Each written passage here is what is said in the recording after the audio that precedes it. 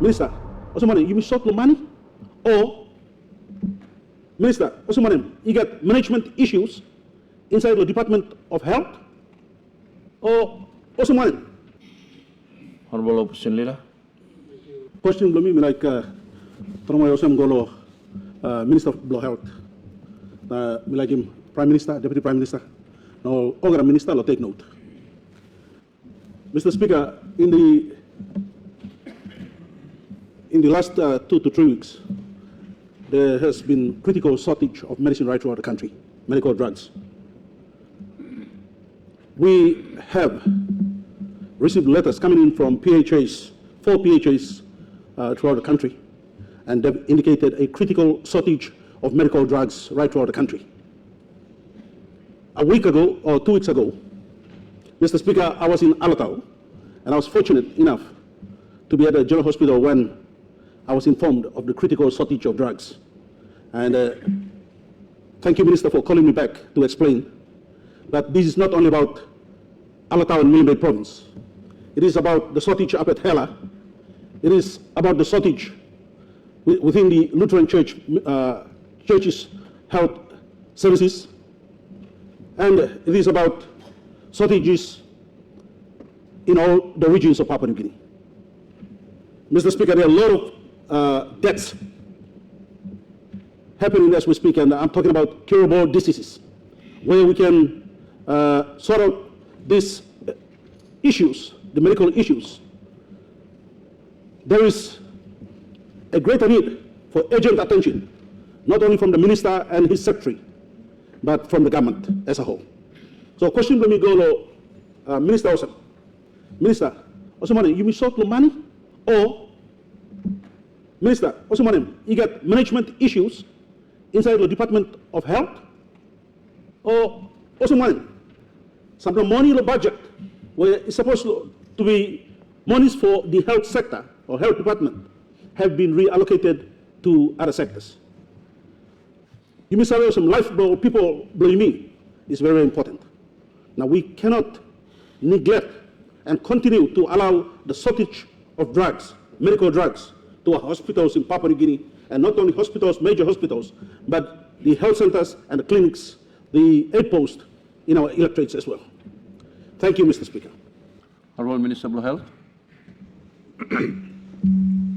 Thank you, Mr. Speaker. I'd like to thank the opposition leader for this very important question.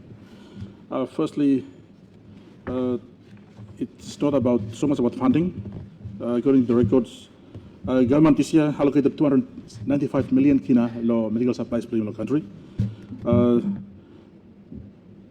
To date,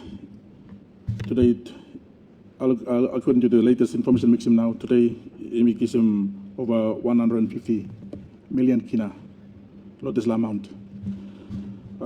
Today, this last week, about 50 million kina, and government can release him medical supplies. Play me. You look some of this issue of medical supplies affecting plenty of the country. We see some lists going up in some of our hospitals, like Director of Curative Health Services, or putting up Toxave, also operating arrest, kill down, or something also. We are fully aware, and we are always constantly communicating with the medical supplies manager, executive manager of medical supplies. All the CEOs, believe me, they're giving us up-to-date information on what is actually happening.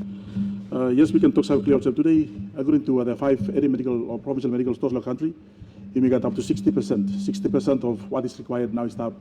Now 40% stopped. At the moment, there's a procurement process that's going through. They got tender now. There's a call for tender that's currently in place, and we hope, and our plan is to reach about 70-80% low provincial medical supplies, provincial transit stores by the end of this year. Now, by supporting to first quarter of 2026. That's the information we give to date. We are fully aware of what's happening in the country. Now we are trying our best to see that medical supplies procurement, we go along medical provincial transit stores, and then from the provincial medical transit stores, our logistics companies can locate medical transit stores to the respective primary healthcare facilities. Now, some of the time, Mr. Speaker, one of the important issue we are fighting out now is we have logistics companies are responsible for one regions, believe me, and Levy we will bring him now to there's a lot of thefts going on with the medical supply system.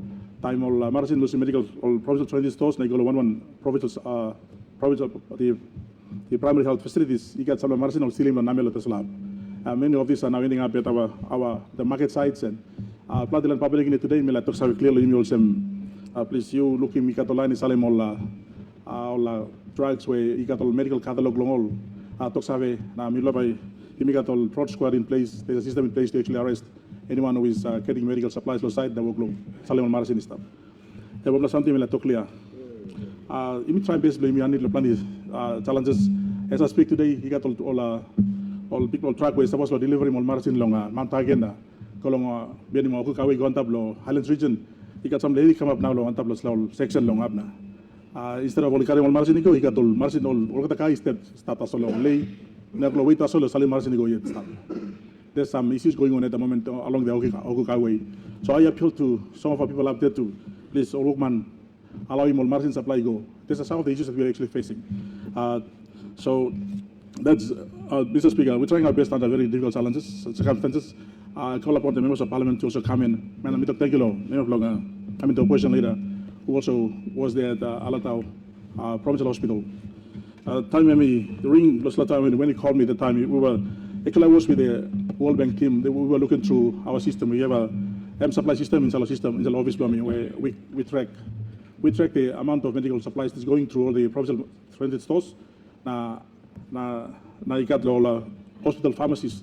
Look at the provincial hospitals, you got all hospital pharmacies to stop. So this we found that there's also a lack of communication between the provincial transit stores and the hospital pharmacy sections. So this information was clear all along. When something only got at stock level, I call on all of those to actually communicate. Before only put them on talks have go out. Now two talks have go out. Sometimes the second CEO was there's information and true also we got lack of supply law this law section so respective hospitals. Some of the CEOs were not aware that talks have go out and go issued by the respective curative health directors. Section 48.